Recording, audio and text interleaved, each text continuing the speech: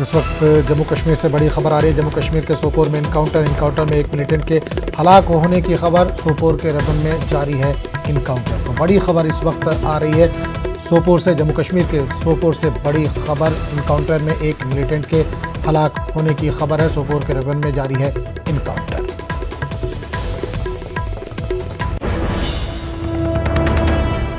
इस वक्त कानपुर से भी एक बड़ी खबर आ रही है। बकरो गांव मामले की जांच के लिए एसआईटी तश्कील दी गई है। कई लीडर और अफसर रडार पर हैं। 1 साल की कॉल तफसीलात मांगी गई है। एसआईटी 31 जुलाई तक सौंपेगी अपनी रिपोर्ट। एक बार फिर बता दें, इस वक्त कानपुर से बड़ी खबर आ रही है। बकरो गांव मामले की जांच के लिए एसआईटी तश्कील दी गई है। कई लीडर और अफसर रडार पर है। 1 साल की कॉल तफसीलात मांगी गई है। एसआईटी 31 जुलाई तक अपनी रिपोर्ट सौंपेगी।